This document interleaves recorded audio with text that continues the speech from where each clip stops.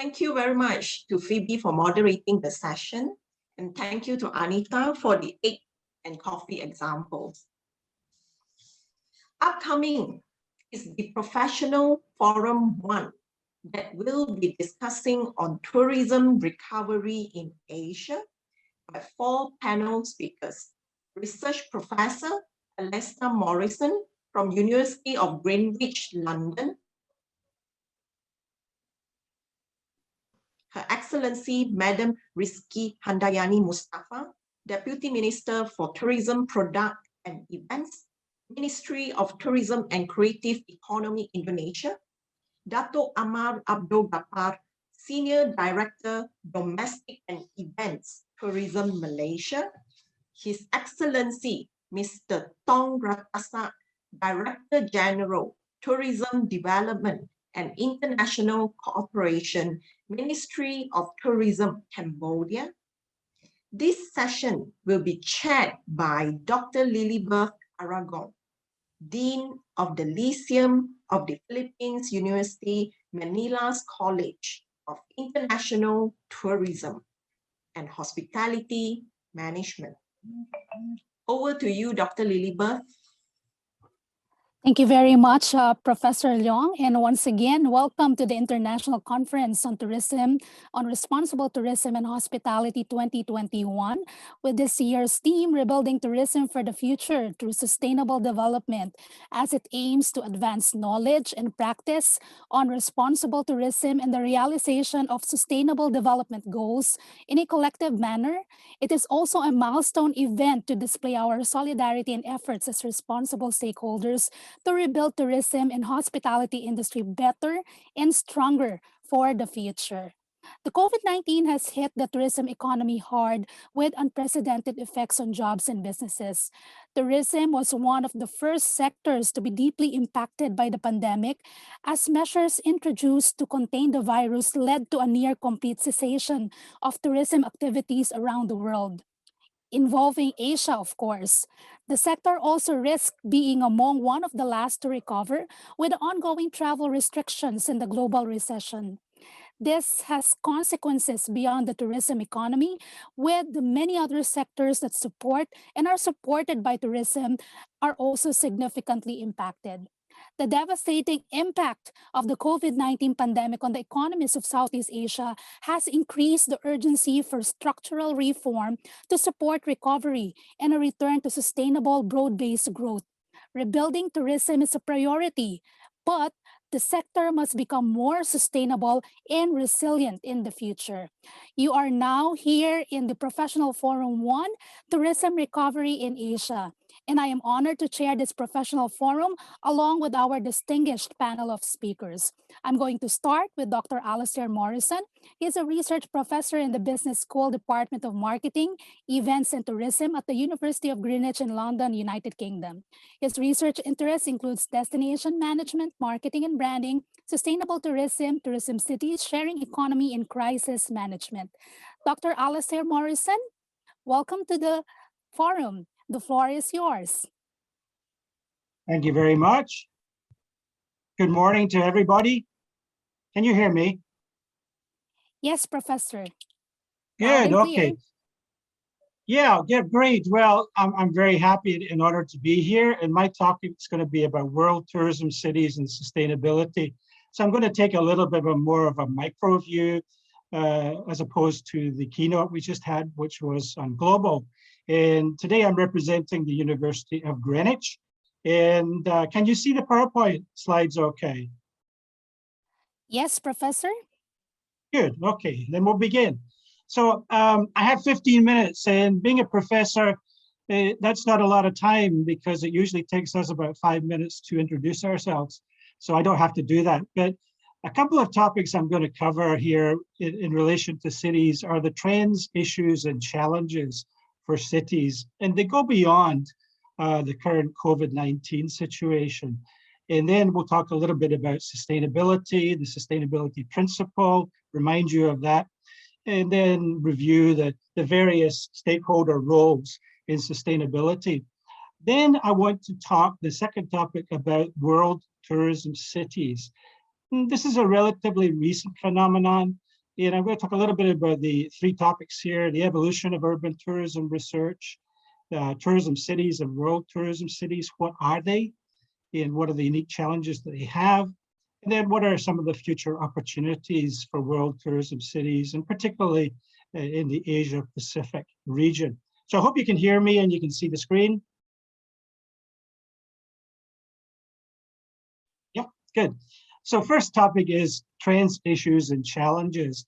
And what I want to say here is there's many ladders and no walls. So that there's many issues and many trends and many challenges and many, even more, solutions that people have put forward, but not really a consensus. And that's one of the things that that Anita talked about, was trust and interdependency. And this is an area. I said in the opening that there's more to what's going on with cities than just the COVID, although that's one of the 12 trends, issues, and challenges. We've got COVID-19, urbanization, rapid urbanization, particularly in Asia. We've got situations of traffic congestion in several cities. We've got air pollution problems, and we did touch upon that in the earlier session there. Overcrowding as well, civil unrest in some places, crime and scams as well against tourists, terrorism, the ongoing threat of terrorism, the sharing economy and the challenge that that's bringing to communities and to also operators, traditional operators. We've also got this thing called homogenization that's coming from globalization, where every city is starting to look a little bit alike the others. And then we've got gentrification, where traditional neighborhoods are being taken over, made more modern, they're more palatable. And so we lose that unique feature. And then water supply in some cities, very famous case with Cape Town, South Africa, here in terms of water shortages. So those are 12 of the issues. And so what I want to say here is that cities are facing, pre-COVID, facing some serious issues and challenges before COVID arrived. So those challenges and issues did not go away. Now we must remember here of SDG 11, Sustainable Cities and Communities, that we have these goals of making cities and human settlements more inclusive, more safe, more resilient, and more sustainable. So in other words, we have this global challenge, particularly with sustainable cities and communities. So we should never forget our obligation to this SDG. Now, if you've seen this photograph here, a little boy, and he's looking at a very high set of stairs. So there are some major challenges with sustainability in cities that we need to address. I'm going to go through them. There's 9 of them. I think we have, on one side, we have the urbanization, which means urban growth. On the other hand, we have sustainability. So they're kind of countering each other. One is the growth, and the other one is how do we keep things for future generations. We have also got this kind of friction between resident freedom from disturbance and authentic experiences. Travelers are looking for more authentic experiences. So how can they get authentic experiences without going into neighborhoods, without interacting with local residents? Yet we have residents wanting more freedom of movement. And then antisocial visitor behavior versus responsible travel. So we're focusing on responsible travel, responsible tourism, this conference. However, we have a group of, let's say, a minority of tourists who get into drinking tourism, sex tourism, you name it, what we consider antisocial. So we have these two conflicting markets. We have population growth versus a lack of pollution. So cities, the populations are growing through urbanization, creating more pollution, but we want less pollution. Globalization, I mentioned this earlier, homogenization versus city uniqueness. So we want to present our cities as being very, very unique, but we have this global force of globalization that's making every place a little bit more alike. So how do we keep our uniqueness, but at the same time become more global? And then what we mentioned, traffic congestion versus freedom of movement. Many of our cities suffer from traffic congestion, yet we want to give tourists and visitors and residents the freedom to move around. So those are kind of contradictory. crime and terrorism versus safety and security. We've got an increase in crime and scams and terrorism, yet people want more safety and security, and that will be accentuated as part of COVID, that need for safety and security. And then people want these traditional neighborhoods and cities, but we have this trend going towards gentrification, which makes the communities more like other communities in other cities. So how do we bring these two things together and solve that dilemma? And then we have, because of urbanization, rising costs of real estate, but we want to provide those less fortunate in cities with affordable housing. So these, again, that's a contradiction, if you want. Now, just a little bit of a primer on sustainability to begin with. And I know that the whole conference is about sustainability and responsible tourism. So this is just a little review here. So, you know, we know about the triple bottom line, the TBL. We know that that's got the environmental aspect, the economic aspect, and the social cultural aspect to it. I'm just moving my box a little bit here. So we want to conserve and protect natural environments. We want to conserve and protect employment and income, and we want to conserve and protect quality of life and cultural heritage resources. So that's the basic definition, I think, of what we mean by sustainable development. Now, I won't go through this in detail because I only have 15 minutes, I said. And I think that the point was made by Anita about stakeholder roles and interdependency, and we're all going to sink or swim together. I think that's a very good point. So to carry off this idea of sustainable development in cities, there are a variety of stakeholders involved, from national governments to local government and DMOs, destination management organizations, the private sector of tourism, our education and training bodies, our universities, our colleges, our schools, the voluntary sector, example, our NGOs, and then employment and related bodies, and then the local community, the tourists themselves, and the international development agency. So there's a lot of players involved if we're going to deliver sustainability in cities, in world tourism cities, and we have to get these stakeholders all working together towards sustainability. So that's a challenge in itself. Now I want to get on very quickly to the concept of tourism cities and world tourism cities. That's the second major part. So you get an idea about what I mean by these terms. Now, I want to tell you, I'm very happy to say this, and this is breaking news. There's a new book coming soon of world tourism cities.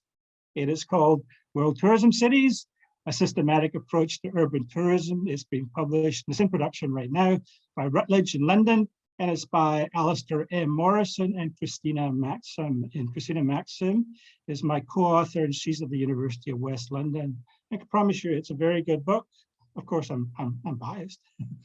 Now, we looked at the evolution of urban tourism research, and one of the things I want to say there is that urban areas as tourism destinations were pretty much ignored by scholars up until about the 1980s. And so from there, we've gone through a stage we call initiation, to development in the 90s, to growth in the 2000s, to recognition of the concept and the importance of tourism cities. And then in the 2020s, we're seeing some more consolidation of that recognition through publications like the Routledge Handbook of Tourism Cities. The COVID-19 pandemic has shown what an impact it's had on cities in particular, and in tourism in cities, in the first World Tourism Cities book to be published soon. Now, move my screen around a little bit again here so I can see this. What is a tourism city? Well, the fundamental aspect of a tourism city is that we have support and involvement of city residents. And that's kind of an interesting thing to say. I believe we've got a priority on tourism. We've got a dedicated city tourism organization. We've got a tourism marketing and branding approach. We've got significant levels of income from tourism. Don't ask me what significant means in this presentation right now. We've got significant levels of tourism capacity, hotels, attractions, and so forth. And we've got significant levels of employment in tourism. And we've got significant volumes of tourists. So we have 8 requirements of a tourism city in general. Now, what about a world tourism city, the topic of the book I told you about? Well, we think there are 5 indicators. One, it's a gateway. It's a gateway, air, land, sea, and rail. It's influential in terms of market size, political clout, socio-cultural resources. It's impactful in terms of the resident and visitor volumes. It's an exemplary city. For example, Copenhagen in Denmark is an exemplary city in terms of climate change and sustainability. It's cosmopolitan, it's international, it's worldly, it's dynamic, it's recognized, it's listed, say, in the World Heritage List, it's famous, it's memorable. So those are 5 in addition to the 8 for tourism cities. Now, I'll do this very quickly because these are the components of a world tourism city. I'll do it quickly because I know my time is running out here. But there's 17 elements of a world tourism city. They would be in any city, but especially in a world tourism city. So you can see them here. I'll put them all up here. So 17 components of the product development in a world tourism city. And we have to make sure that all of these are sustainable and sustained. Okay. Now, I think that Kuching, and I've been there in Kuching, and I know what it's like, and this is a photograph, and I would say Kuching is a world tourism city. All right, so it has all of these resources we've just talked about, and it has perhaps some of the issues and challenges that I've highlighted, and it has to deal with them. So I think that's true. In terms of the book, what we look at globalization, we look at urbanization, we look at destination management, which is very important. We look at the quality of life, both for the residents and for the visitors. We look at sustainability, which is the topic of the conference. We look at the smart cities concept, of course, and that's pretty much technology. We look at crises, including COVID-19, and we have one chapter devoted to Asian cities because of the rise of Asian cities and Asia in general as an economic powerhouse. So that's what's in the book. Now, some of the opportunities we think that are going to come along for cities are political, economic, social, cultural. Move my thing a little bit here again. Environmental, regulatory. We have to think about the residents, we have to think about the visitors, and we have to think about the stakeholders. So the opportunities are in these 6 areas for those 3 audiences. Okay, now if we look at just technological, we've got all these things. We've got driverless cars, we've got virtual reality, augmented reality. We've got the greening of cities and the greening of buildings. So we have all of these opportunities ahead of us. So it's an optimistic. All right, quick summary. I want to say that the concept of a tourism city is gaining in recognition. I hope you get that from the presentation I'm making. I'm trying to make it, World tourism cities are getting greater attention and increasing their influence. For example, we now have a World Tourism Cities Federation based in Beijing. Cities need to be aware of and address multiple trends, issues, and challenges to succeed. Yes, the immediate challenge is to get through this COVID period. However, we had trends and issues before COVID, and they did not go away. They're still there. And then sustainability and responsible tourism needs a higher priority among tourism cities and world tourism cities, and we must engage with multiple stakeholders in order to make these cities more sustainable and achieve SDG 11. That's my presentation. I hope I stayed within my time limit because I was the first, and I know that if I run late, it creates problems for others. Thank you very much for listening. I'm looking forward to the forum questions from Beth and other people who are listening in. Thank you very much. Thank you very much, Professor Morrison, for that generous sharing. If only we could have more time, I'm sure it's going to be more engaging. And we will wait for the open discussion in a while. And at this point, it is my distinct honor to introduce the Deputy Minister for Tourism Products and Events Ministry of Tourism and Creative Economy of Indonesia. May we give a virtual round of applause to Madam Rizky Handayani Mustafa. Thank you so much, Thank you, Beth, for allowing me to give the presentation. First of all, I would like to thank you for inviting me to this very inspiring webinar. I think I heard Miss Anita this presentation, and it's very, for me, it's really give the insight for me. And then also, I'm very happy to see that Professor Alistair Morrison. I used your book during my study before, and this time I want to share to all the guests here, the participants here, about what Indonesia doing in order to face the pandemic COVID-19, and it will also relate to the sustainable tourism development in Indonesia later on. Next, yeah, please, my presentations. Can you allow my staff to Glenn, Abraham Glenn, to share the presentations?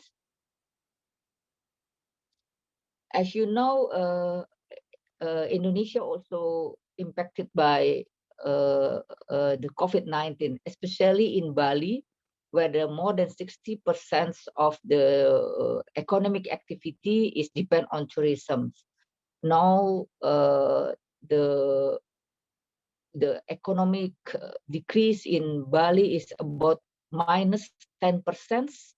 That's very sadly that a lot of hotel accommodations is closed, and then a lot of employment is now not have any job in Bali right now.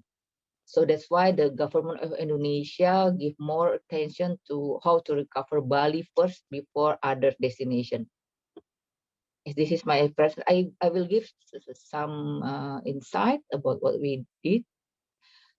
Before, I want to inform all of you that the organizational structure in the Ministry of Tourism and Creative Economy, we just changed this on the late 2019, before the COVID. There is a joint between the Ministry of Tourism and the Economic Creative Board. So this is now under the Mr. Sandiaga Salahuddin Uno as our minister. We have 7 deputy for the tourism and creative economy sector. Next. And under my deputy, I have 4 director. Director for Special Interest Tourism, Director for Meeting, Incentive, Convention and Exhibitions, or MICE, Director for Regional Event, and Director for National and International Events. Next. And then this is, I just want to share the what I said before, that our tourism sector is very has an impact from the from the COVID-19, because you know that there is the restriction of international travel. There's no international tourists come since the restriction in place April 2020. But fortunately, we have a domestic travel. We have a lot of population that also really support our tourism industry. Although in Bali, because 70% of their tourists come from international, it's very the damage from the COVID is quite hard in Bali. Next.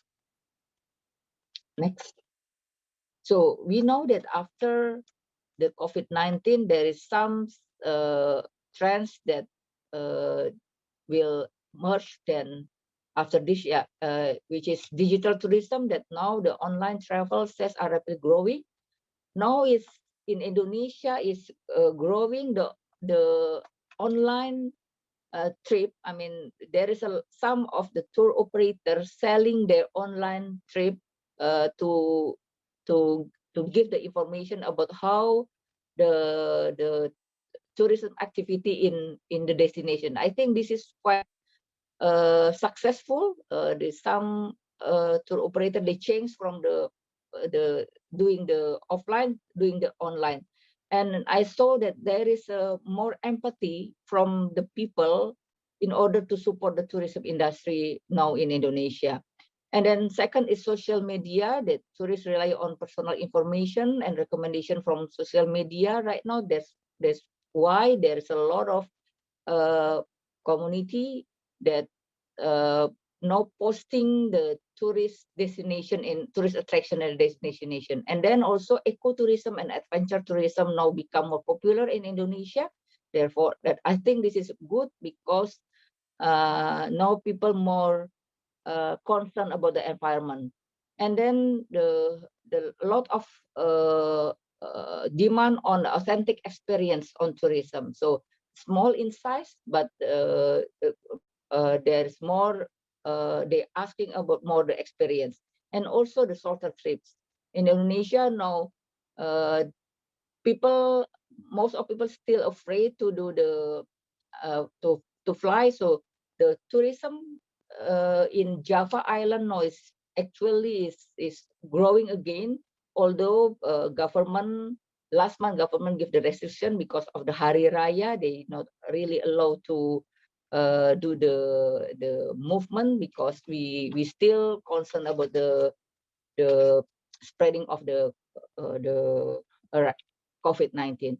So we know that in the outlook of 2021, there's more tourism now develop, like they concern about the hygiene, and then low touch economy, and then less crowd. So some of them afraid. I mean, yes, in Indonesia there is still some mass tourism because of the people in the destination, but the middle and up tourists, they prefer to go to the less crowd destination. And then also the low mobility, then they don't go too far, but they still, I mean, doing the trip around the city. Next.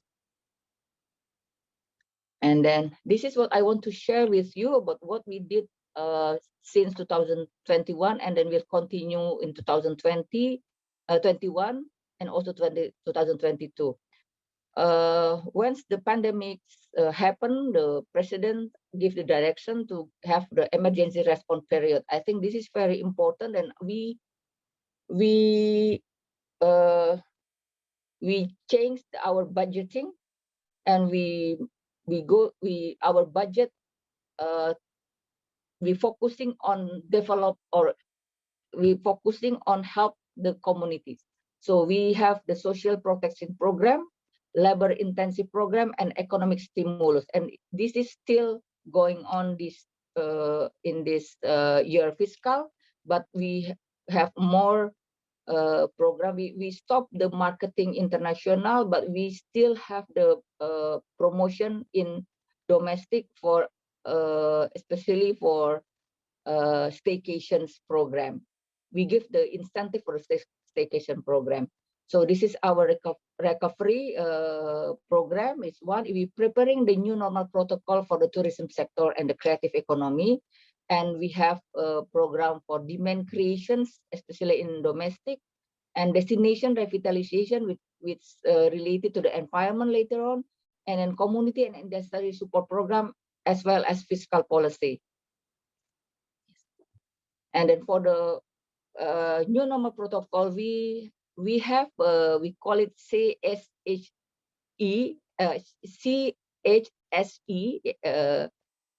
develop the protocol of cleanliness, health, safety, and environmental sustainability. In 2020, we have more than protocol. We have protocol for hotel, we have protocol for restaurant, for tourism destination, we have protocol for MICE, for event, as well as for like diving, golf, and so on. So we prepared it, we set up this protocol together with the industry and community.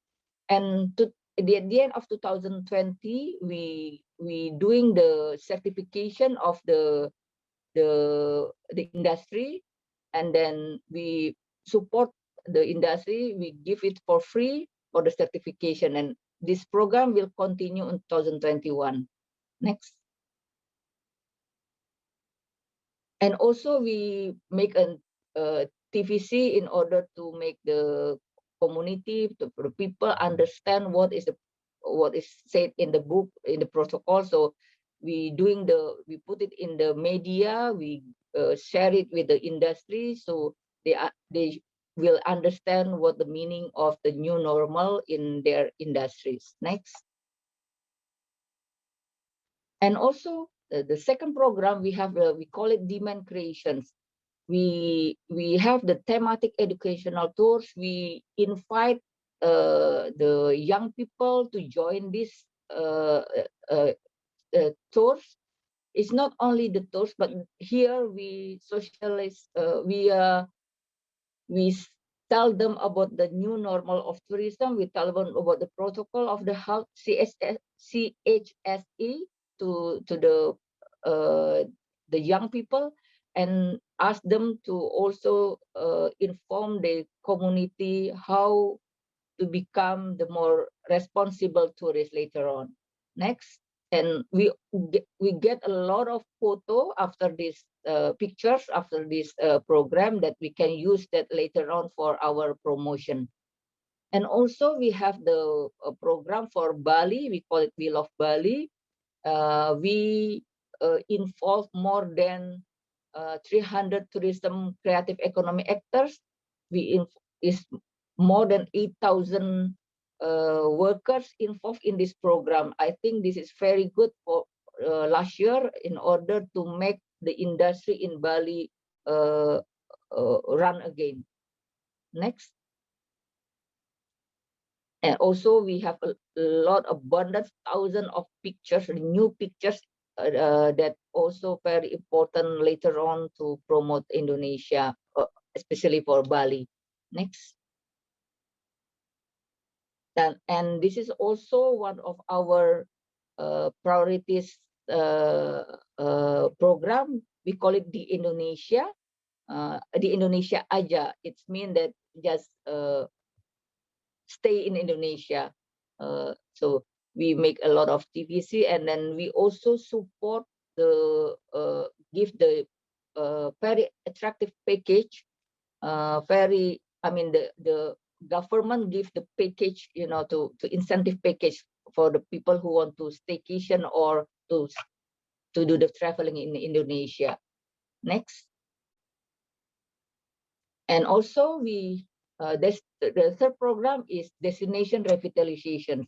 We give a lot of support to the village, and then we do the assistance to increase the capacity of the village people, and also we support them to make their product on board in digital platform, in digital to the marketplace. So this is quite we call it Bangga Buatan Indonesia. I mean, we support the product from the small medium enterprises to be onboarding in the marketplace, in the online digital platform. And also we have Gerakan Bisa, Bersih, Indah, Sehat dan Aman, or Cleanliness, Beautiful, Healthy and Safety movement, which involve we doing in all over Indonesia. Some of the activity is to give them the tools for the sanitizer, portable sinks, thermogun, and a lot of things. And also we do the cleanliness of the beach, and then also to give the training to the local community to understand how the tourism will happen after the COVID-19. Next.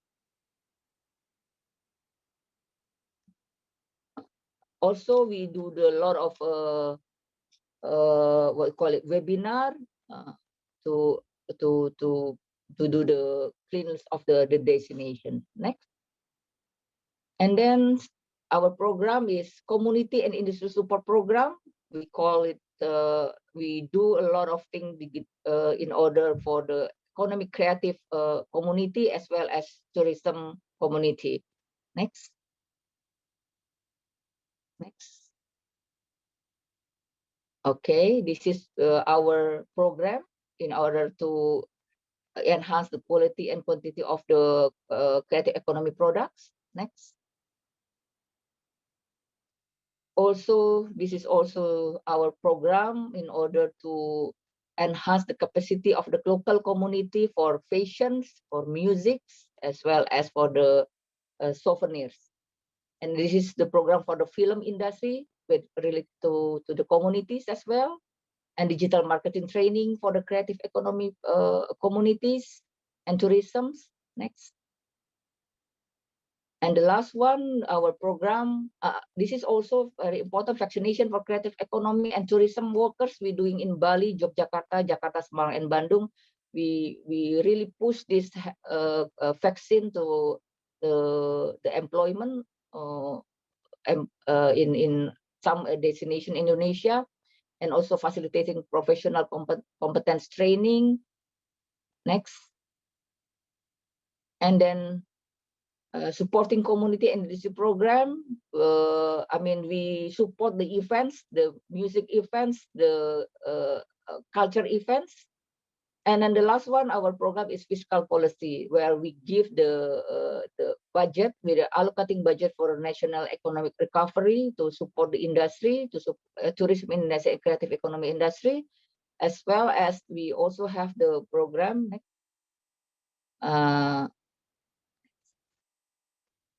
bantuan incentive or government incentive to our industry. Now is still continue this program. So our promotion program, we reallocate to the reallocation our promotion marketing program to the product development, community development, as well to industry development. Next. And then all the program with the same of adaptation with the new normal, innovation with digital, and collaboration among the stakeholders. Thank you so much. And then really looking forward to hear from you the feedback. Thank you. You've been doing a lot in Indonesia, Madam Rizky Handayani Mustafa. Thank you very much. And from Indonesia, we're now moving on to Malaysia. 33 years ago, our speaker joined the Tourism Development Cooperation, now known as Tourism Malaysia, as tourism officer. Since then, he has developed his career and academic achievement by leaps and bounds and has played a significant role in Malaysia tourism industry. Currently, he is the Senior Director for Domestic and Events Division of Tourism Malaysia. He's an adjunct professor for UITM Faculty of Hotel and Tourism Management, industrial advisor of UniKL, Malaysia Budget Hotel Association, Malaysia Association of Amusement Theme and Family Attractions, and also advisory board member for Open University Malaysia. Ladies and gentlemen, I'm pleased to welcome Dato Dr. Amar Abgapar. Hi, hello, good morning, everybody. Yeah.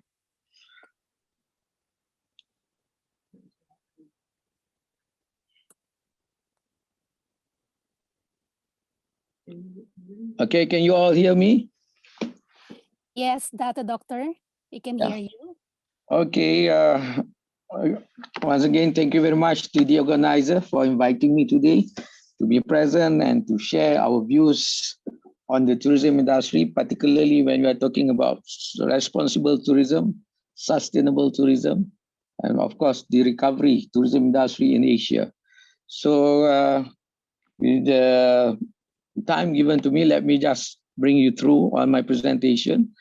Of course, on the scenario of the tourism industry, as you all know, that global tourism suffered its worst year on record in 2020, with international arrival dropping by 74%, according to the World Tourism Organization, and the tourism industry worldwide bears the brunt of the impact until today.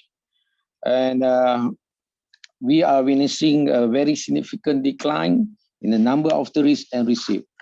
And for the year 2020, Malaysia witnessed a massive drop in the international tourist arrival, as the number plummeted to 4 million and 4.3 million as compared to 26 million international tourist arrival in 2019.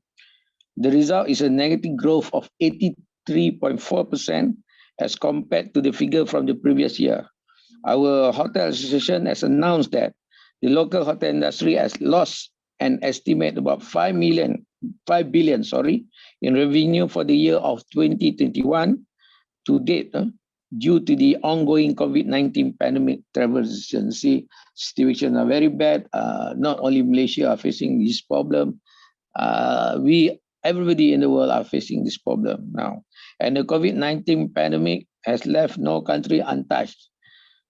We had no other choice but to enforce stricter travel restrictions, including international travel ban, mandatory coronavirus testing, and quarantine upon arrival, in the hope that to stem the spread of the outbreak. Thankfully, we are now seeing a ray of light through the gradual roll of COVID vaccine knives worldwide. So at least we hope that with the vaccine and everything, things will get better in the near future. And today we are talking about responsible tourism. As you can see in the slide, responsible tourism, I think it's just to refresh our mind what is tourism, responsible tourism is all about. It is about making better places for people to live and a better places for people to visit. It is making better places to live and to visit. That is very fundamental of responsible tourism. And of course, operators, hoteliers, government, local people, and tourists should take responsibility, take action to make tourism more sustainable. This is what being said earlier by Anita. I mean, through our Secretary General of UNWTO, we were saying that the importance of sustainable tourism and also responsible tourism. So as a tourist, definitely, we have to be responsible when we are traveling. And again, as a tour operator or as a stakeholder also, we need to be responsible to receive the tourists to come to our country. Okay, these are the things that we are looking at. As we know that when we're talking about sustainable, that will cover on the social sustainability, that covers on the culture sustainability, economic sustainability, and environment sustainability. That goes to all. So it is very important to understand what is responsible tourism all about. And we are talking about sustainability and responsibility. If this can be done, this followed accordingly, I am sure that the tourism will rise again in this short term, in short period. But everybody needs to be responsible for that. Okay, next. As I said, that this is not a kind of lecturing session or anything, but this is just to share again and just to remind ourselves what is responsible tourism it is about. It is about minimize negative economic, environmental, and social impact. And of course, that goes to the culture impact as well. So what we are going to do, what we are facing now, we need to do all this. That is in line with UNWTO mission and other things. And definitely we need, when it comes to responsible tourism, we need to generate greater economic benefit for local people. I mean, the words here, local people, is very important and very significant, and enhance the well-being of host communities, improve working conditions and access to the industry. So that is what responsible tourism are about.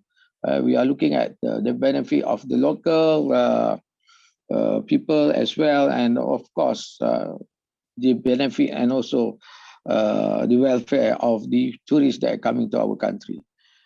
Responsible tourism also involves local people in decisions that affect their life and life changes. How do they accept this? Because that will involve the local people decision that will affect their life changes and everything when it comes to tourism industry. And that has to make positive contribution to the conservation of natural, cultural heritage to maintain of the world diversity. So that need to be highlighted, that need to be carried out to make positive contribution to the conservation of all those sustainability things that we are talking about. And responsible tourism also will provide more enjoyable experience for tourists through more meaningful connection with local people and greater understanding of local culture, social, and environmental. That again shows that the importance of now when we are talking about tailor-made packages, we are talking about experiential tourism. Of course, looking at that, we should not forget about the SOP that we have to abide to as well. So although there will be some connection with local people and other things, definitely now we are no more talking about new normal, but we are talking about the next normal. How do we go about to do this and to create the enjoyable experience for the tourists that come to us? So all these are the things that we have to look upon under the responsibility tourism or responsible tourism. Next, I just want to share with you on the strategic direction for the tourism industry for us in Malaysia for 2020 and 2030.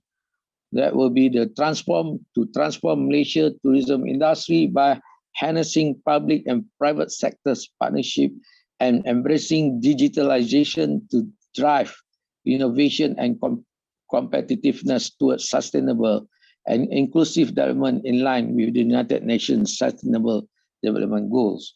So this is very clear to us, of which the word digitalization there plays a very important role, and we have to look into that as well and see that how digital we should be.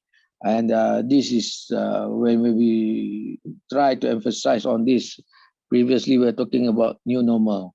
Now, definitely, it will become the next normal, of which digitalization will play a very important role, particularly in the tourism industry. Okay, next. Next. Okay, yeah, this is again the transformation strategies that we have in Malaysia, particularly. These are the things that we are doing on the transformation when it comes to COVID pandemic and other things. Number one, we are looking at strengthening the governance capacity, of which strengthening coordination with the government capacity and agencies and local authorities directly, indirectly involved in tourism development and promotion will improve the delivery competitive tourism product and create more memorable experiences. So this is where the Tourism Malaysia, we are not working alone. The Ministry even of Tourism, we are not working alone. We will definitely get others, government, ministry and agencies, and even the private sectors to work together with us so that we can create more memorable experiences for those tourists that will be coming to Malaysia, particularly when the pandemic, COVID-19, decrease and other things. So we are looking that very much. There will be a lot of strategic partnership with all the government servants, government agencies, and also the private agencies to ensure and create more activities with regards to the tourism industry. Secondly, we are creating tourism investment zone. This is another step, another transformation that we are looking at for our tourism policy, of which we are going to drive high value tourism products. We want to keep our products in terms of the quality of the product and everything, particularly also the services rendered and everything in response to the growing market sophistication.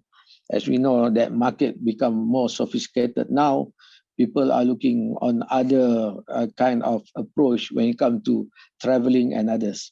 So we are looking into this, of which we are also looking at creating a new zone for tourism product. And of course, this is good for us to get more investors to come in and to create one-stop center for the tourism products. Next, number 3 is to embrace smart tourism. This is where when it comes to digitalization and others that we are talking about, we are going to embracing on comprehensive digitalization journey to transform Malaysia tourism industry towards smart tourism. We are talking about big data, we are talking about data images, more on research and development activities, and also digital tracking and consumer behavior. So as you know that now the most important thing is we are looking at collecting data. It's not only collecting data, but analyzing the data is very much important, particularly as our preparation or our next step to be taken to develop better tourism industry in the country. Okay.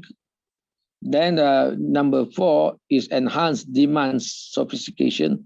This is again when we're talking about the next normal for the tourism industry, of which experiential tourism is one of the area that we're looking very much. Okay, the landscape of the tourism industry will definitely change. People need more experience when they travel and things. So there will be a lot of interactive kind of packages need to be designed, need to be developed in times to come.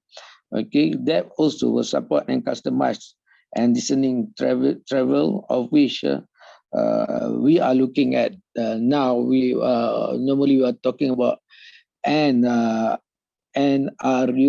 that is new, that is rare, and also unique packages.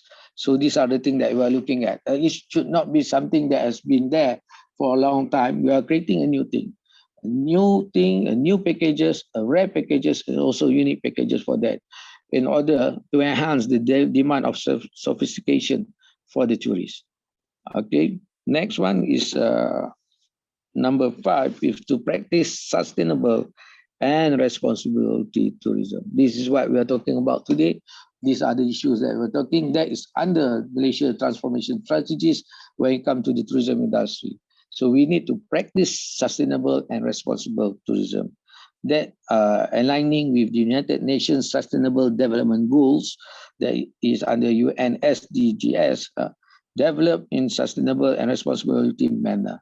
And as what we mentioned by Ms. Anita earlier, we are looking not only as the social sustainable, we are looking at also the cultural sustainable, economic sustainable, and also environmental sustainable. So all these areas need to be covered, definitely, if we are looking on the development of the tourism industry in years to come.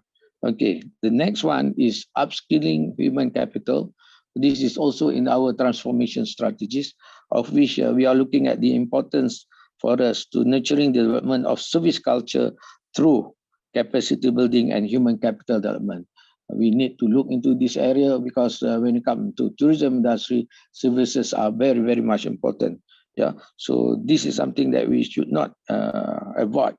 The human capital skill are very important in industry, and of course that will fall back to the education quality and value in the smart tourism industry.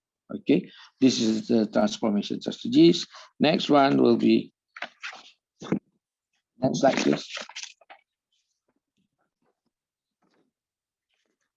Okay, tourism recovery in Malaysia. What should we do now? How do we go about for the recovery and the things? And again, I would like to just highlight again what Anita had mentioned earlier, and what Antonio had mentioned earlier, that is about trust. Okay, so we need to have that trust. We need to have that trust that everybody are looking at responsible tourism. Everybody are practicing on the responsibility tourism and also sustainable tourism. Then only I think the tourism in Asia will recover accordingly. So let's go to the number 1, relook. What we should be doing now is to relook at our present kind of approach when it comes to tourism with tourism industry. Okay? And of course, we have to look again on the procedures that applicable, the procedures that are being imposed in others Asia country before we can start looking at the recovery of our tourism industry. So we have to look into that. We have to look at the SOP procedures, and also we have to really look at our contract that we have earlier, particularly when talking about accessibility and others. So that need to be relooked because we are now talking about next normal, is no more talking about new normal. So all these things need to be put in order so that we can take off when the COVID-19 being decreased and other things. If not, if we don't take this particular kind of action, definitely we will be very late to recover in the tourism industry. Yeah, so we have to relook, we have to rethink, we have to think and creating new packages because the approach won't be the same now. Maybe we have to look more on family market, particularly maybe because people feel more safe if they were to travel among their families rather to be included or to be included in a big group and other things. So we have to think of the new packages. We have to also, when creating the packages, to look into the SOPs that being implemented so that we can abide to the SOP and other things. So we have to rethink on our new SOP when it comes to the tourism industry. So that is vice versa, of which all the Asia countries have to look into this so that we are in the same line in promoting the tourism industry in the future. We have to realign definitely with other countries' policies, with their quarantine duration. I think this is the issues. Some are taking for duration. I mean, the quarantine duration 14 days. Some are 7 days. Some are 10 days. But that is not only to the different country. Another thing, even the same country, the policies also you have to realign and look into it because some are imposing 10 days after 2 weeks. Then they are imposing 14 days. So things are very uncertain, unstable at this particular juncture. So we have to realign on this. Maybe we have to come to an agreement to most of the Asia country to see what will be the best duration for us to be quarantined so that we can move our tourism. And as you know that being a tourist, we don't like to be quarantined in a room. We are all travelers, what we mentioned earlier. So these are the things that we have to come to a very mature understanding with other Asia countries to see what will be the durations of quarantine, for example. And then we have to come up with some solution when it comes to this. Yeah? And again, number 4 is to restructure. Then you have to see now, I mean, due to the pandemic, things that a lot of travel agents, a lot of hotels are no more in business. So you have to see and check for the new contract and other things that you have for this so that you can move further.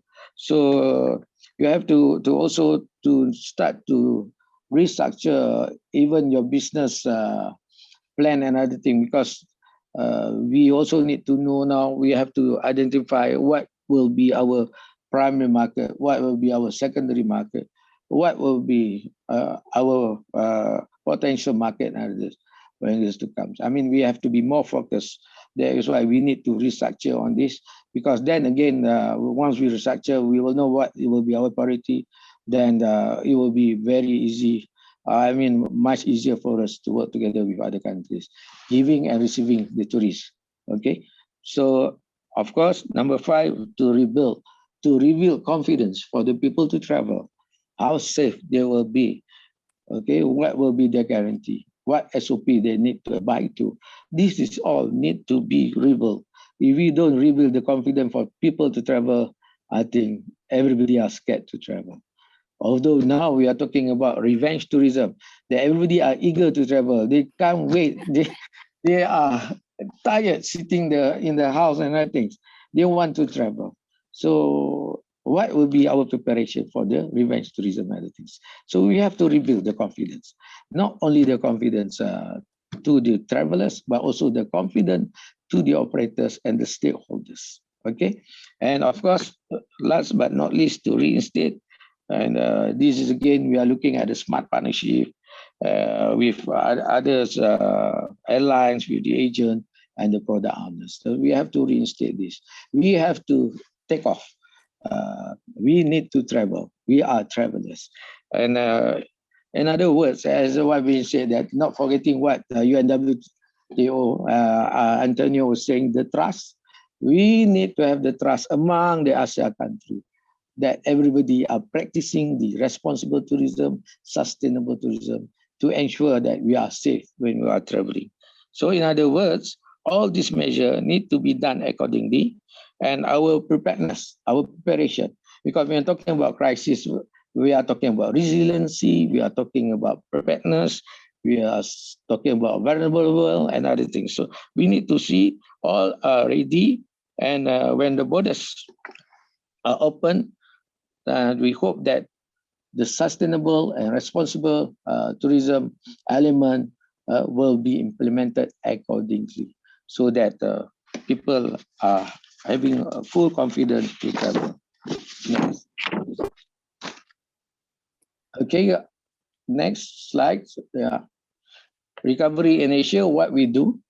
So basically, I mentioned this earlier, digitalization again. This is a new normal, or next normal, of which we are now collecting data, analyze it, and definitely using that data as our reference and guidelines when we are going to, when we prepare our tourism transformation and others. Webinar, of course, this is what we are doing now. We are keeping in touch. That's again, I would like to congratulate the organizer, a good effort that you all have done, at least to keep us to be in touch with our friends all over the world. Yeah, today is a good thing that we can hear a lot of views and points from others, particularly all the heroes in the tourism industry. Okay, so we are doing that. This is good, and also we by doing this webinar for this recovery, we are keeping the networking with our friends in the world, particularly when we're talking about Asia now. Readiness, that is what we should be doing also, to get the product ready to receive tourists. Okay, we cannot just be talking and doing nothing. Definitely, we have to improve a lot of things. We have to be ready, and ready with the new normal or the next normal of what we be saying, that has to abide with all the SOPs that being imposed by the government to the tourism industry. Upskill, again, looking at the capacity building and human capital development and education quality.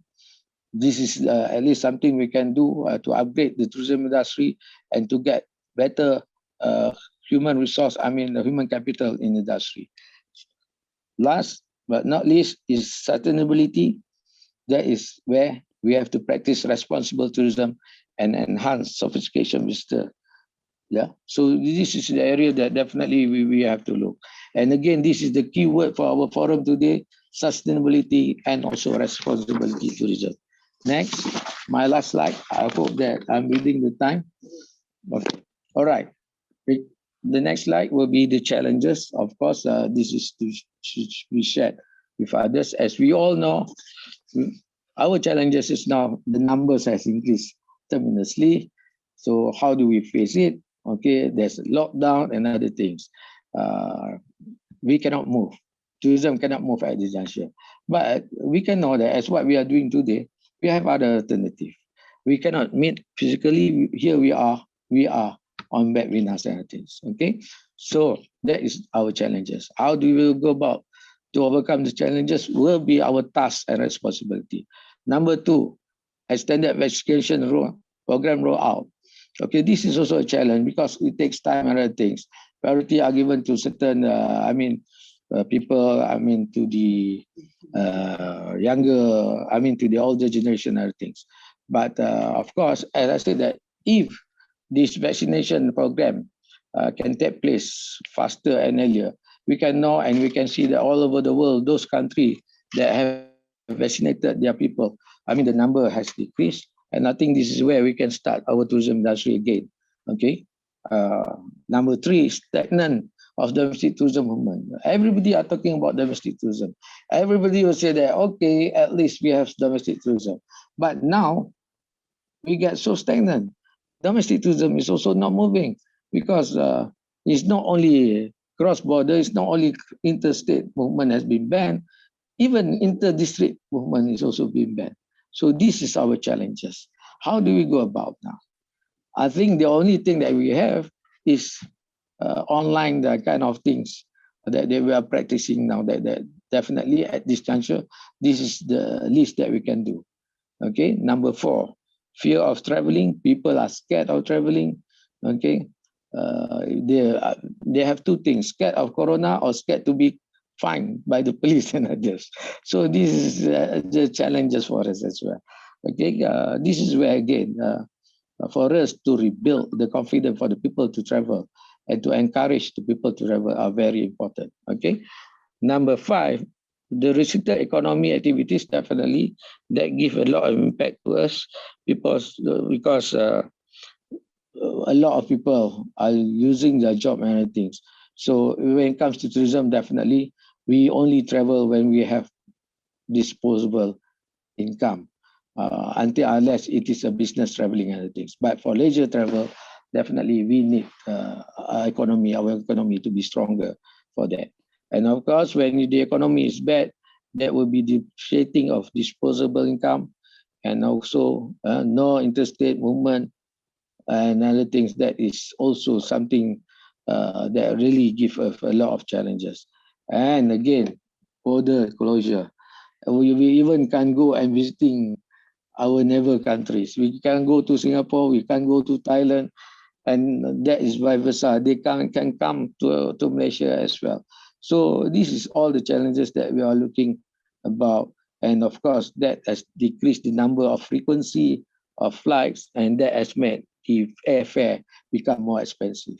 So we have to look into this. We have to think how to go about to make sure that the tourism industry in our country, in Asia, can develop in the future. So all the best to everybody. Thank you for your kind attention, and let us be responsible for the tourism industry. Thank you very much.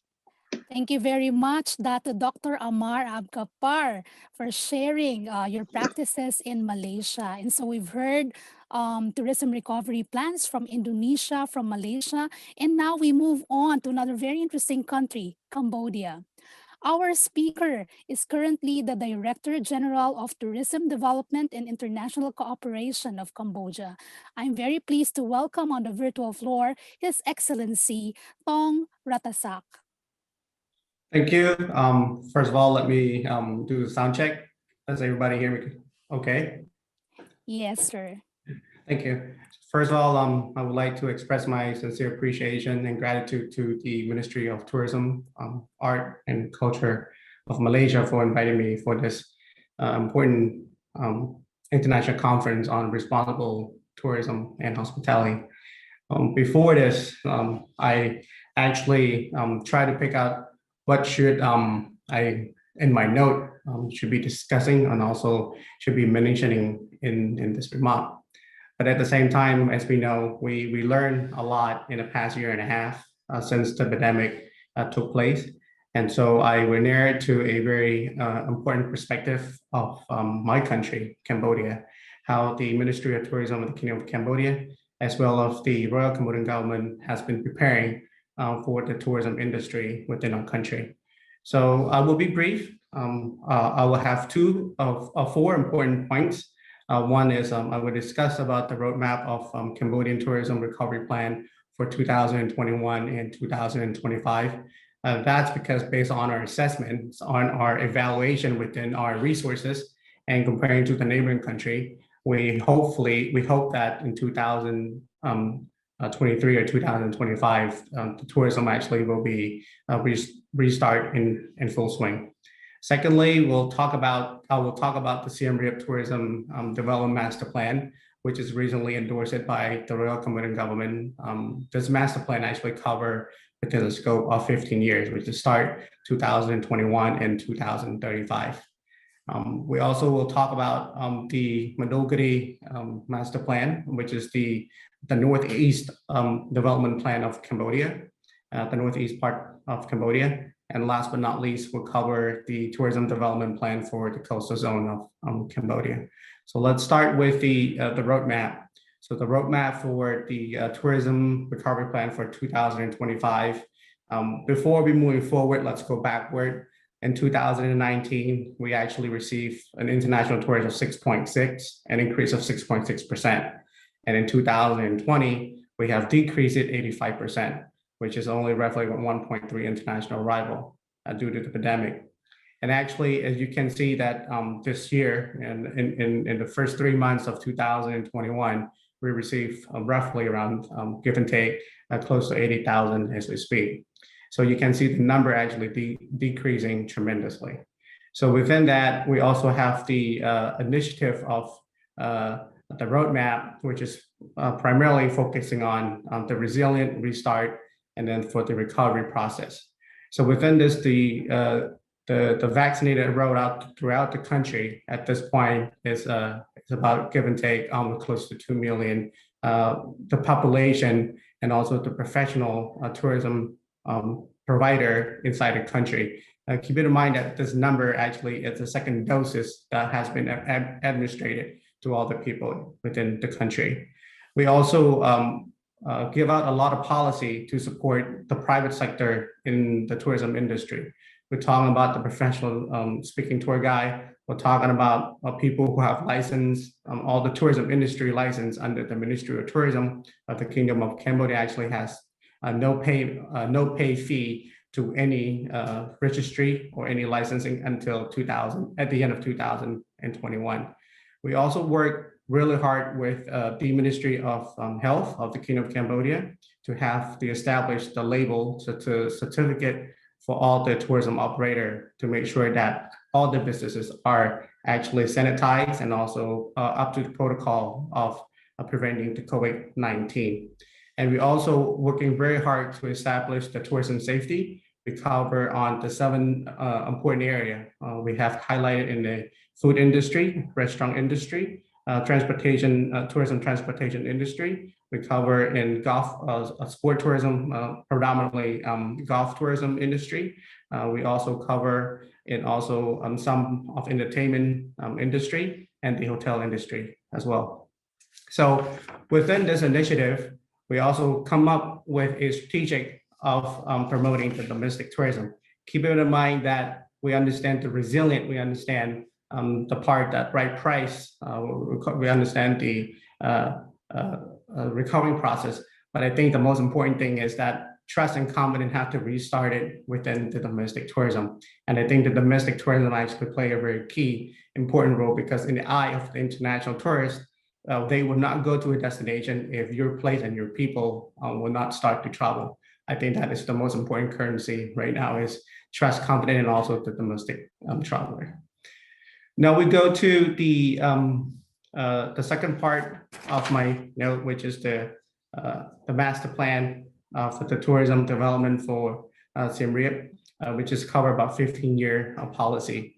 So this master plan actually covers on 6 important areas. So we can say it's Siem Reap is actually the grand jewel of Cambodia. So we received in 2019 we received 2.2 international arrival in just Siem Reap itself. So we cover in 6 major important areas, which is Phnom Kulen, the mountain, and we have Mentisrei. Those of you do not know the name, I was just mentioning it. Those are the areas that are actually in surrounding Angkor Wat and Siem Reap provinces. So the third one is Angkor Wat. The fourth one is the surrounding Siem Reap area, and then the Great Lake. And last but not least is the new Siem Reap. The new Siem Reap actually, we've been working very close and very hard with the UNESCO. We've been working very hard and with the UNWTO and also with the relevant party inside Cambodia and also international community to develop a new zone for the development of Siem Reap. So the new airport will support up to 6 million international arrival in the next decade to come. So this is a very important strategic of the Cambodian government and also the Ministry of Tourism. The government also putting an investment of rehauling over the new infrastructure of $170 million for the road construction of the Siem Reap and the surrounding environment. So keep in mind that Siem Reap will be a new image, will present a new image after the pandemic is over. And our restart of tourism, we are working on it in a tourism vaccinated package, a tourism vaccinated policy that we have to start with tourism in Siem Reap. So we move to the number 3, which is the Mandaluyong, the area actually in the northeastern part of Cambodia. It's the border close to Vietnam and Laos. So this is a very important strategic for the northeast of part of Cambodia. We call ourselves as the paradise of the ecotourism. It's the last frontier of Cambodian ecotourism within 1.2 million hectares of land. But keep in mind that the area, actually 25% of them are actually usable for the tourism development and development activity and the project. And the remaining is actually under the protected land. So within this master plan, we are integrated. Cambodia now we have 4 international airports. One is actually in Phnom Penh, one is in Siem Reap, one is in Senoville, and another one is in Darasako, which is in Kokong area. But there will be a new upcoming airport in Mandaluyong in 2025. And this airport can actually can fly within a 7-hour radius. So it will actually reach to a long haul market, such as the Middle East and the +3 country. So within this, the government also branding the area as the paradise of ecotourism. So we're thinking about sustainable tourism, we're thinking about the agri-tourism, we're thinking about flower, we're thinking about vegetables. So hopefully this area in the long run will produce enough to supply all the tourists domestically, internationally in many decades to come. So we move to the fourth topic, which is the tourism development in the coastal area. So the coastal area of Cambodia is actually one of the key for sport tourism and also for marine tourism, underwater and such. So we have developed quite a unique infrastructure. It's actually quite finished already. So it will be a new image of the coastal in terms of cycling, in terms of exhibition, in terms of the new investment in the area. So the government actually has spent it more than close to 200 million for the road construction. So at this point, the coastal Cambodia under the money of the government and also from the ADB and also from the development partner are actually ready for the area to welcome all the domestic and international tourists.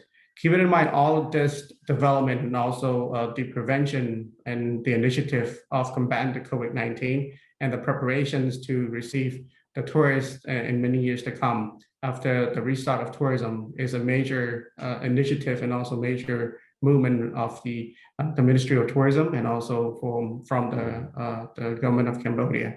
And also we are preparing for the SEA Games 2023 after Vietnam. It is our first SEA Game, and we are actually preparing the venue in the coastal area as one of the sport venues, such as shooting, sailing, canoeing, kayaking, and also the triathlon.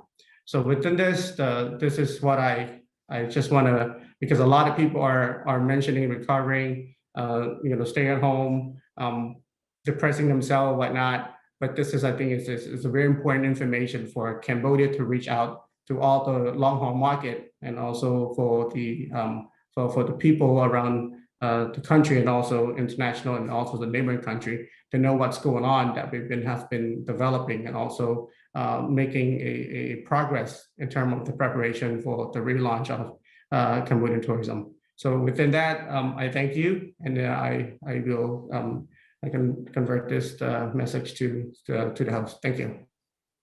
Thank you very much, His Excellency Thong Ratasak, for that excellent sharing for Cambodia. And at this point, we open the floor for an open discussion. And may I call back the rest of the speakers, Madam Rizky Handayani Mustafa, Professor Alastair Morrison, and of course, Dr. Amar Gapar. Okay, so thank you very much. And I would like to address the first question to Professor Alastair Morrison. Hello, sir. Hello. Yes, sir.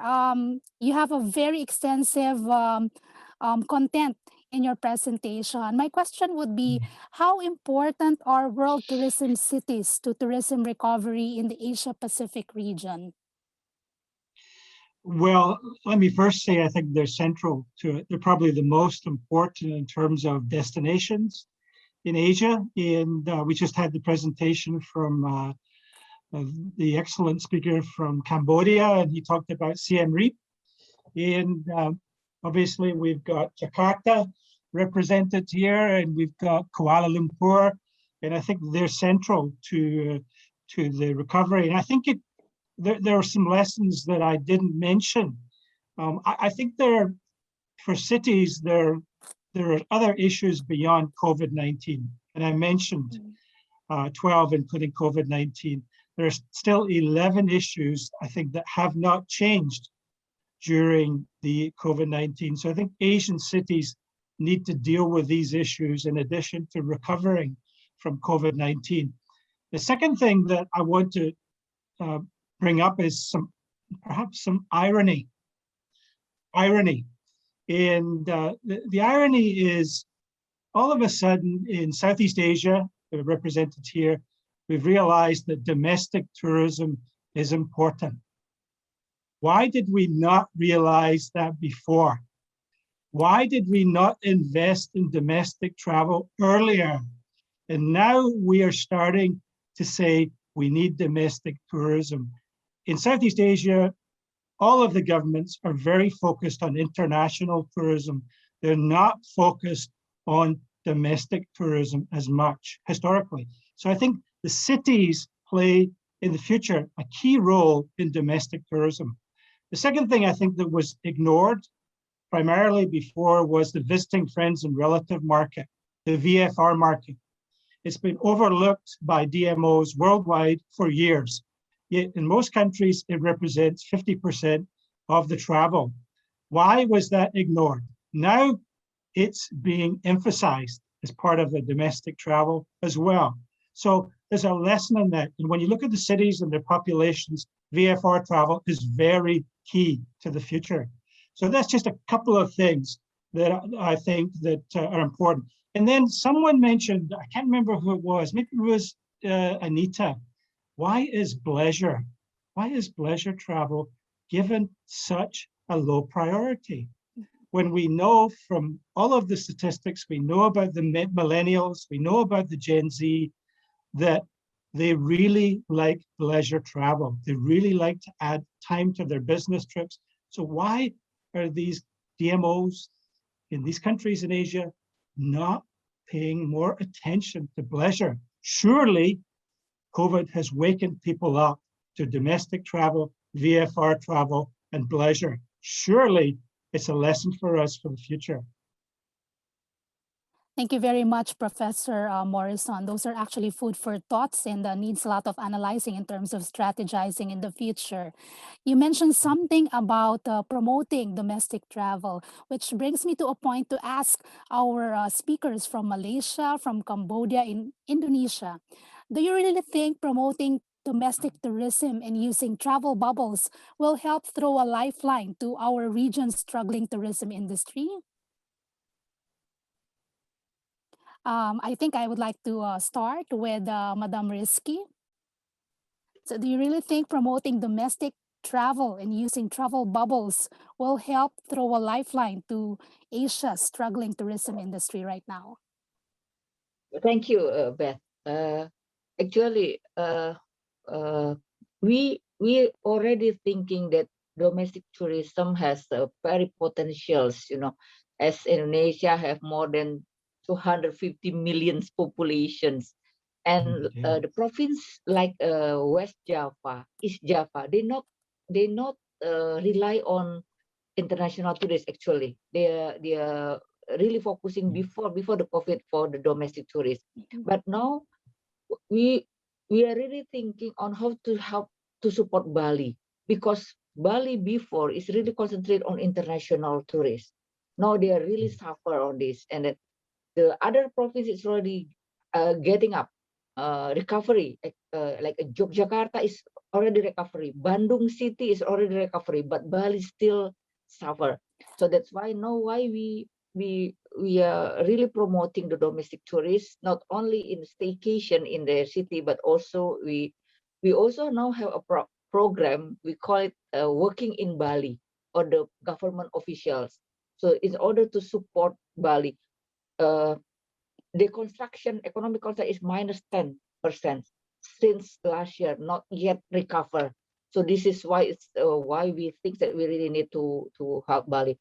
And for the bubble things, you know, and for other ASEAN countries, we are starting to, I mean, we are preparing domestically, especially Bali, how to receive again the tourists international. We already are actually in the middle on preparing the destinations, and then also have a informal discussion with Malaysia, with Singapore, but we're still looking of the situation in COVID like this.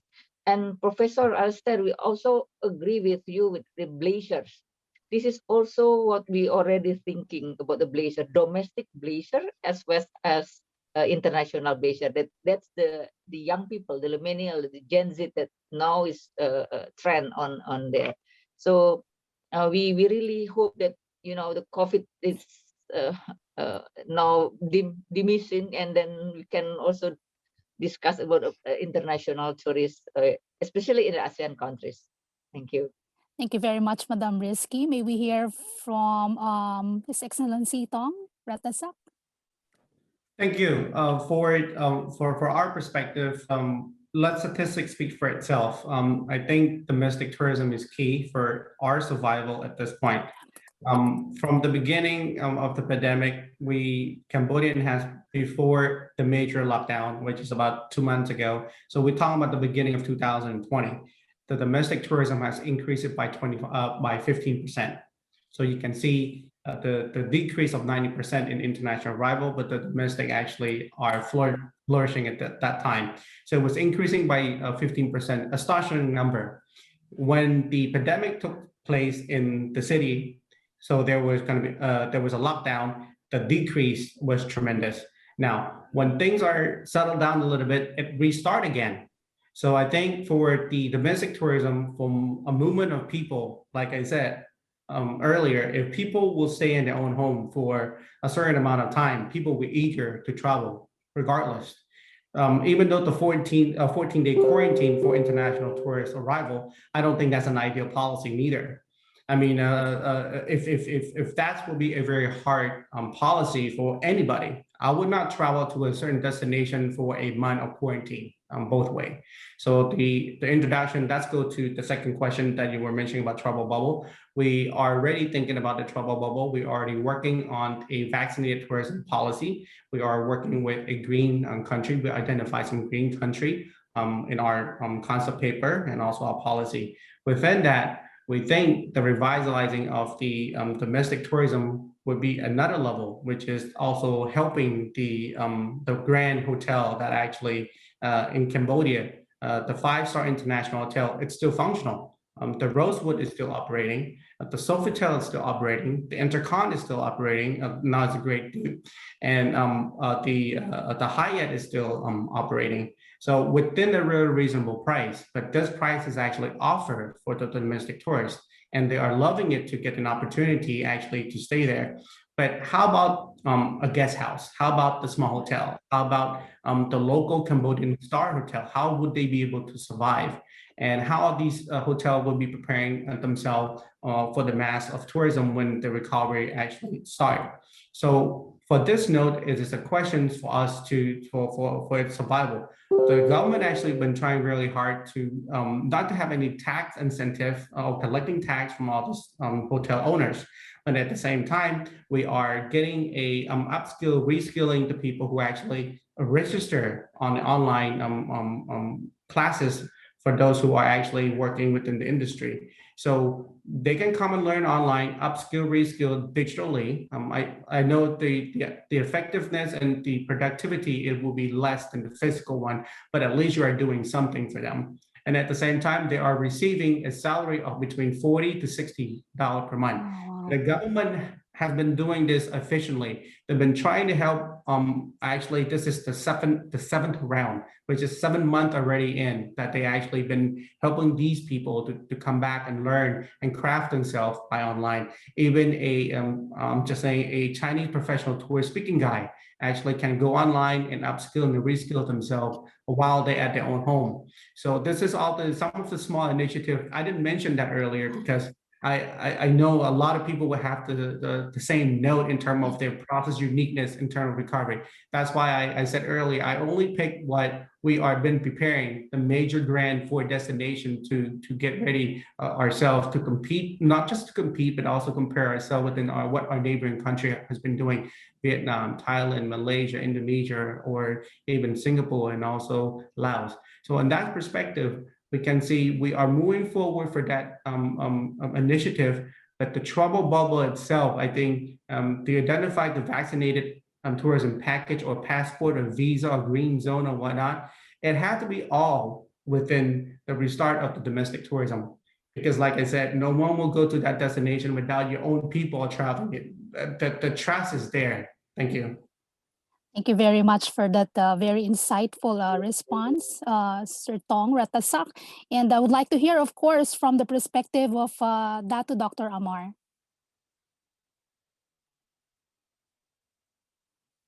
Can you thank you. Yeah, thank you very much for that. First of all, I would say that we are not denying the domestic tourism before this. Of course, if you were to look at the statistics of our receipt for domestic tourism, compared 2019 to 2018, that you can see that there is an increase of 11.9% in terms of percentage, of which the number for the receipt has increased from 82.7 billion to 92.6 billion. So this is the increase of the domestic receipt. And that way, if we were to compare for the international receipt in 2019, it is only 86.1 billion. And for domestic, we have 92.6 billion. That is an increase. Of course, definitely. We are not denying on domestic tourism. And we can see the potential of domestic tourism. And it is not as easy as what we think when it comes to domestic tourism. And we know that one of the main thing, the main factor when talking about domestic tourism is the population base. How big is your population? Because you need these people to travel. Because and then when you're talking about population base, you have to look also at their purchasing power. How much can they travel? Where about? Okay, so these are not a simple thing as what we're saying that we should be looking into that without studying on the population base, the purchasing power, and also and the competitiveness of the packages as well. Because here in Malaysia particularly, we have the dilemma of which if you were to ask for this holiday, where are you going? Oh, to Kuching. That is not glamour enough. But where are you going? To Jakarta, London, Paris, there will be more glamour. So it is to change the paradigm shift for these people, how they should look into it. That is why even in Malaysia, we want to encourage very much. We want people in Malaysia to be obliged to the tourism industry, particularly domestic tourism, of which that can be part of the CSR, particularly when it comes to COVID now. All the Malaysian, particularly those who have disposable income, those who are not much affected due to the COVID-19, I would say that I can just focus for the government servant. They should make traveling as an obligation for the Malaysian to help the tourism industry, particularly when talking about domestic tourism. I do agree with Professor Alistair on that. Of course, we should look into that. But I just want to highlight that we are ever ready for this. We are moving towards this. Thank you very much for your advice, Doctor. At least that is ice-breaking for everybody to see that, how important domestic tourism is all about. I think our partners in Indonesia and Cambodia, as well as what Dr. Honorable Tong Ratasak has mentioned that, okay, they are also moving towards that. And very much we are looking on that, definitely. But there are other factors, other things that we have to look upon when we are talking about domestic tourism. And we do hope. And as you know that we have successfully done that, of which our receipt has gone up to 92.6 billion compared to the international receipt in 2019, that is only 86.1 billion. And of course, when we're talking about bubble tourism, we are looking forward to restart the leisure travel by introducing a travel bubble between Langkawi and Indonesia. hopefully by the second quarter, in addition of the Qatar Airways, is currently we are in the discussion of that with Langkawi Development Authority. So we hope that can materialize between Malaysia, Langkawi and Indonesia. And we also have identified among other countries that will be involved in this bubble travel will be Brunei, Singapore, Thailand, and other ASEAN countries, and the Asia Pacific countries such as Japan, South Korea, Australia, and New Zealand, which are deemed safe for the World Health Organization society for that. So again, that is what our mission is, and I'm glad I have not met Professor Lester personally. Hope one day that we can meet. I know he has got a lot of experience. I do read his book in my studies, and I think thank you very much for all the contribution that given. Thank you. Thank you very much, Dr. Dato, Dr. Amar. So many confirmation agreements and a lot of perspectives are being shared here. I would like to go back to Professor Morrison. You mentioned something about best practice earlier. How can world tourism cities be best practice case examples for sustainable and responsible tourism? And to follow up with that question, can these tourism cities have be given opportunity to work together more effectively in the future? Well, there's two parts to your question there, and I think that what are the best practices for cities? And I think that I want to tip my hat here to Indonesia, where I've spent a lot of time, and where they've done a lot of training and development on best practices in destination management. And I think that Indonesia, to me, is one of the countries that has really shown leadership. So thank you to Indonesia and their deputy minister and all the other people who are involved. I think it's important that we practice these destination management we have these destination management best practices, and that will influence other stakeholders within the cities. So that's a really important part of it, is to know what the best practices are, and then to know how to deliver those within the cities. Because I think the cities they're leaders. You know, they're leaders in the tourism world, and they've been a little bit overlooked because of national priorities and state priorities or provincial, and cities have been a little bit overlooked. The second part of your question, I need to go back. I was talking about the first part, and if we got the second part, please ask me again, Beth. Second part. Surely, Doctor. My second question as a follow-up would be, can these tourism cities be given an opportunity to work together more effectively in the future? Because you mentioned something about tourism cities. Yeah. Is there an opportunity for them to work together effectively to offset this crisis in the future and beyond? Well, I think there's an opportunity for all destinations to work closer together. I've been preaching that for 30 or 40 years. And there's definitely an opportunity for cities to work together. One vehicle which I mentioned in my presentation was the World Tourism Cities Federation, located in Beijing. There is a very good model called bestcities.net, which is a cooperative of cities that are addressing the international conference market. I think I would love to see a partnership of major Asian cities emerge after the pandemic to promote tourism among the cities. I think that'd be a very good initiative for all of the cities represented here and other cities. So I think that there is a great opportunity, and certainly it would involve domestic travel, interregional travel, hopefully more leisure travel as well. And so I think this pandemic has taught us, and that's what Anita said, has taught us that we need to work together more closely in the future. We have to trust each other. We have to trust that we have similar interests. We should not be believing in the differences. We should be believing in our similar common interests. And if we work together with other cities, other countries, we'll all be further ahead in the future. We'll all be further ahead. because we're all in it together. And you know, this pandemic has really threatened our industry. It's threatened the credibility of our industry. And so we have to emerge as a stronger group, cities, countries, states, and provinces, and learn to trust each other a little bit more and not be so competitive. That's Beth, beautiful. Can Yes, I add this for this? Because it's very interesting.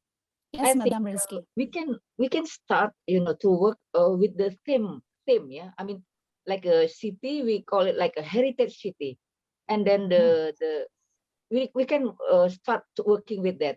And also there is also the creative city network that we can. And then the important is the community have a very important role to not government, I think, because if government, they will looking as, you know, as a bureaucrat, we talking about the, and the G2G, we talking about the G2G things. But if community, we support the community to do this, I think this is faster than we can support, and we can faster to move during the cooperation between this community, because we have experience like Indonesia Creative City Network, we have that.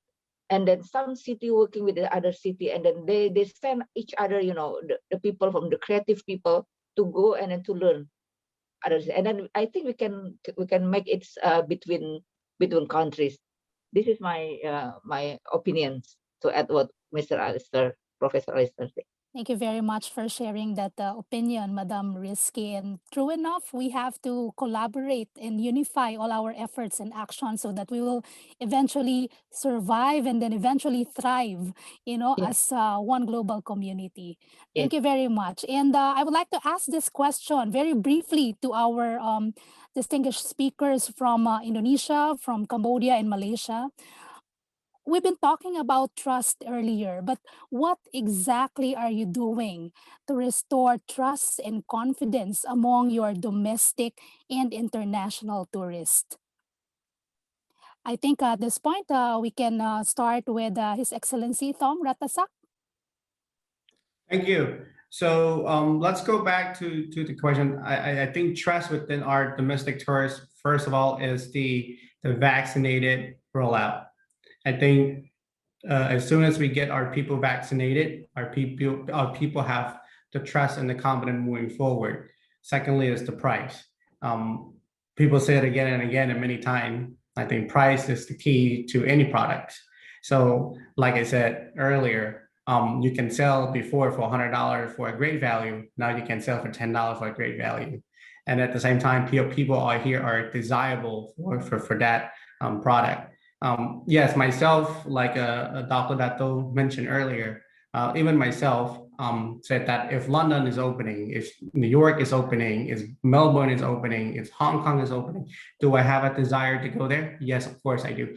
But maybe later, I will travel within my own country first, just to be what part that I've been missing, and then what part that my community, my people, or the businesses and the local community has been embracing or developing in this pandemic time. And I'm sure some of them will go bankrupt, yes, indeed. Some of them actually invest themselves in the future. So I want to see if this place is actually close or renovate or actually develop or for the new investment opportunity. So within that trust come itself as a new currency, I think the vaccinated rollout would be the key to all of this. And also, we're looking for a new area where people actually never seen it before. That's actually like 6 months ago, there is a secluded place in a cave that no one in Cambodia actually been discovered. And the backpackers, local backpackers actually discovered this opportunity to see this hidden gem. And actually also a good note to go for out there is that the pandemic taught us one thing. We know, but we've been forgotten. We know this, but we actually forgot about it. It's just like tap on our shoulder and turn it back and say, hey, listen, turn back and say, oh, that's the thing that I've been forgotten. So most important thing is just like unity, you know, unity embracing each other, loving each other. And that is the key for our survival. And then to teach us our local people, the domestic tourism actually will start with this process, and also trust and currency that had to start with the vaccinated tourist, the vaccinated rollout. Thank you. Very well said. Yes, I would like to hear from you now, Dr. Amar. Okay, when we're talking about trust, that is a very unique word that we emphasizing a lot today on trust. And of course, we are talking about trust in domestic tourism. Definitely, we have to build up the trust that to restore confidence to people to travel. So it is not only saying it, but implementing it so that the confidence for people to travel is getting better, particularly when we're talking about domestic tourism. So there must be trust, and of course we have to revive the domestic tourism, and also we have to maximize the resources that we have.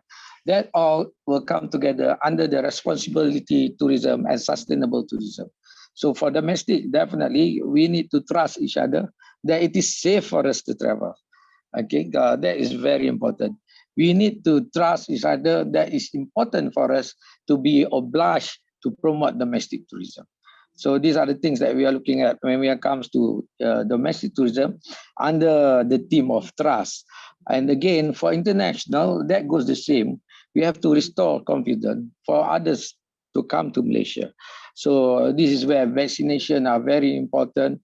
Okay, for us to abide to the SOP given are very important for them to fulfill whatever requirement for traveling to Malaysia is also very important. Not only that, when we are talking about trust, we need to have trust that we are promoting the region together as well. And again, we are not talking about mono destination.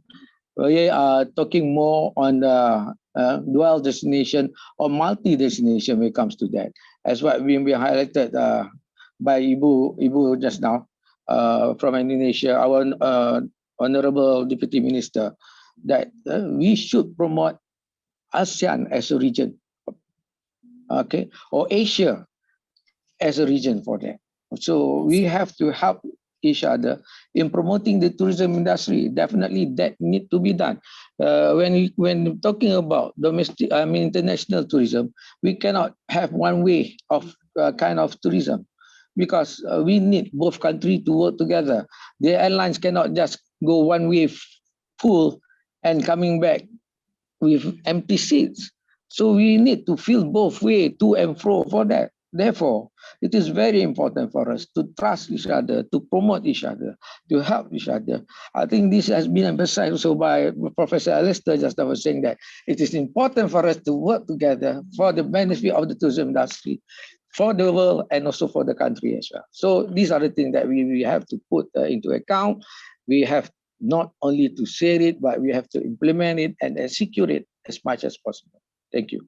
Thank you very much, Dr. Amar. Madam Rizky? Yes, as like I mentioned before in my presentation, since last year we have program, we call it building trust, gaining confidence from the market. Is why we focusing last year on preparing the CHSE protocol for destination, for industry, and then we make a socializations, we are doing the implementations. This is in order to make the domestic market trust that they can travel to other destination.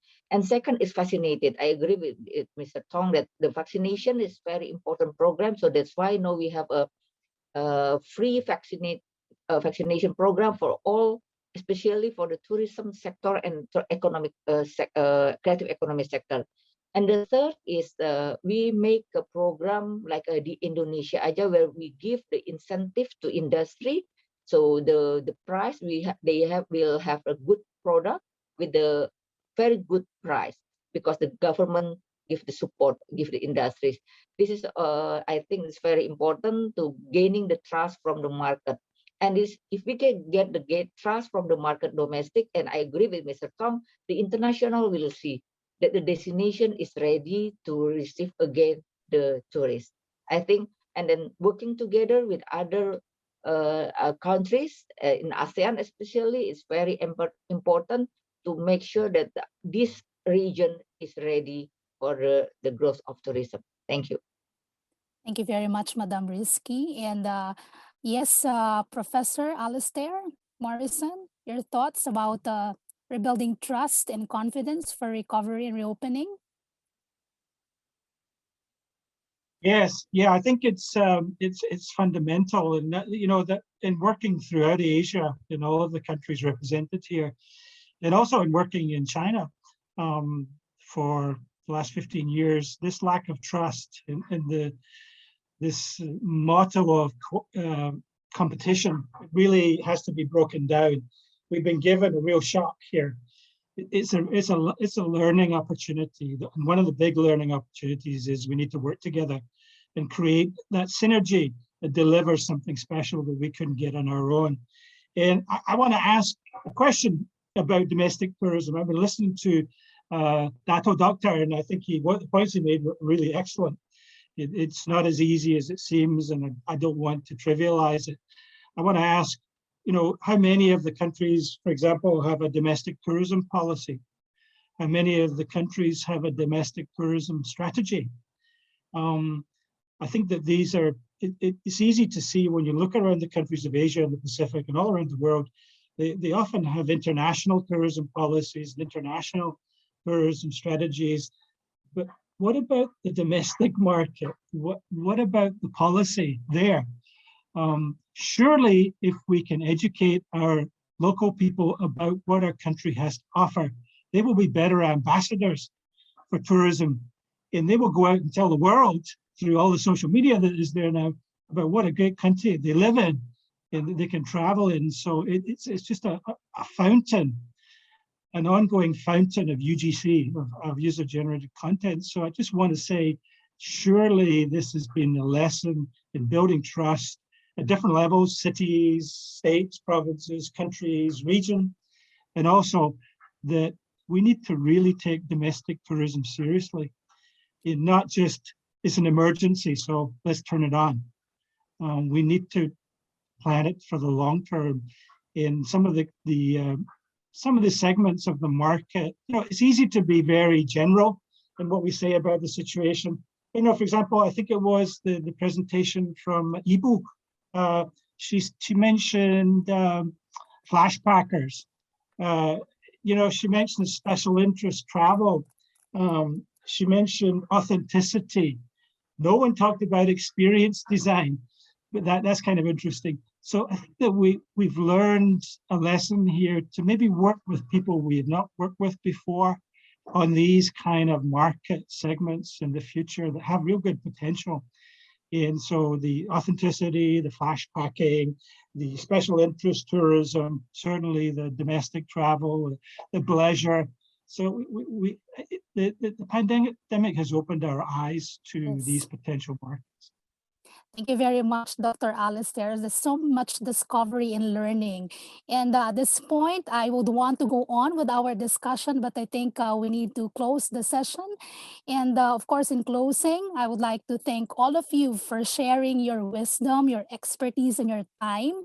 I'm sure all our participants from all over the different parts of the world were able to capture the different highlights on how you're going to mobilize recovery in your respective countries. The short, medium, and long-term impacts in Southeast Asian countries will depend definitely on a variety of factors. As demonstrated during previous crises, no one stakeholder can drive recovery on its own. Public and private stakeholders need to collaborate and have a coordinated and consistent approach to mitigate impacts and ensure a speedy and effective recovery. The crisis is an opportunity to rethink tourism for the future. Tourism is at a crossroads, and the measures we put in place today will definitely shape the tourism of tomorrow. Governments need to consider the longer-term implications of this crisis while capitalizing on digitization, supporting the low-carbon transmission, and promoting the structural transformation needed to build a stronger, more sustainable and resilient tourism economy. Once again, I would like to thank our distinguished speakers for this professional forum, His Excellency Mr. Tong Ratasak from Cambodia, Madam Rizky Handayani Mustafa from Indonesia, Professor Alistair Morrison from US and UK, and of course, Dato Dr. Amar Abdulgapar from Malaysia. Maraming salamat and mabuhay from the Philippines. I now give you back to Dr. Liu Xingling. Thank you very much, Beth, and all the panel speakers for the thought-provoking session. All right, ladies and gentlemen, thank you for your participation. We will now have a short break before we resume with more interesting topics later on. So do remember to join us back through our conference platform at the www.responsibleborneo.com. So goodbye for now. See you later.